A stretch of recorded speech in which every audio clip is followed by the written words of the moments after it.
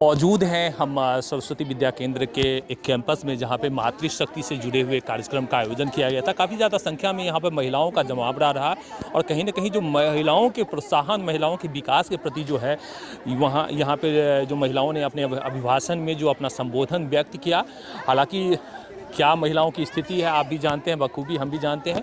और जो आज के दौर में भी यदि महिलाएं पिछड़ी हुई है और उन्हें यदि जगाने की इस तरह से आयोजन किया जाए, इस तरह से जगाने की जो के लिए जो एक सम्मेलन किया जाए, तो निश्चित रूप से सवाल खड़ा होता है कि 22वीं सदी में भी क्यों महिलाएं पिछड़ी हुई है। एक बड़ा सवाल है। हालांकि इस पर चिंतन की ज़रूरत है कि महिलाओं के पिछड़ने के पीछे रीज़न क्या है, उनके लिए कितना सामाजिक संगठन काम कर रहा है। हालांकि क्या कुछ कहा जो इन संस्था के अध्यक्ष हैं, आइए सुनते हैं उन्हीं की जुबानी।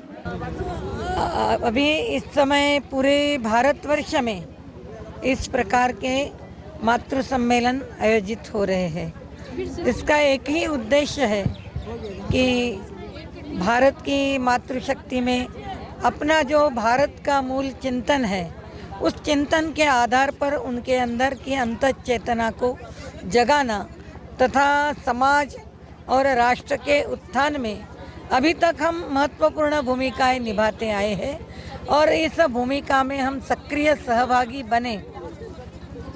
इस दृष्टि से ही इस प्रकार का सम्मेलन आयोजित किया गया है। आज यहाँ पर भी 2 बजे से यह सम्मेलन आयोजित किया गया और इस सम्मेलन में हमने भारत का महिला विषयक जो चिंतन है, उस चिंतन को प्रकाश डालते हुए समाज तथा राष्ट्र के उत्थान में हमारी क्या भूमिका है और हम आज के परिप्रेक्ष्य में समाज तथा राष्ट्र कार्य में कैसे सक्रिय बन सकते हैं।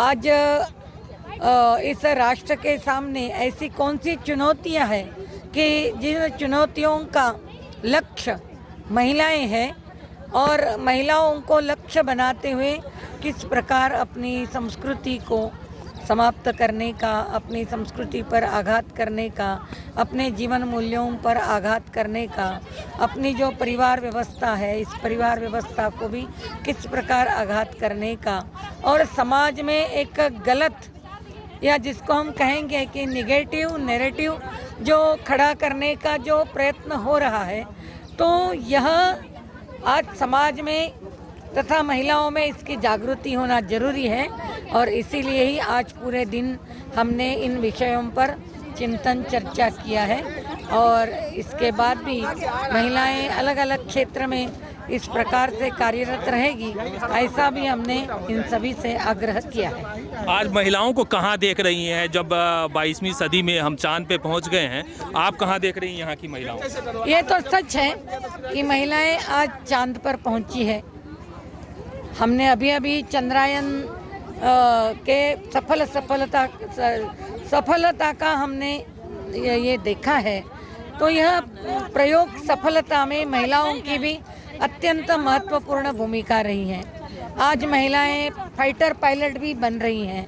अभी हमें पता है कि हमारे ही यहाँ की लखनऊ की अवनी चतुर्वेदी हो सकती है या ऐसी बहनें आज फाइटर पायलट भी बन रही हैं।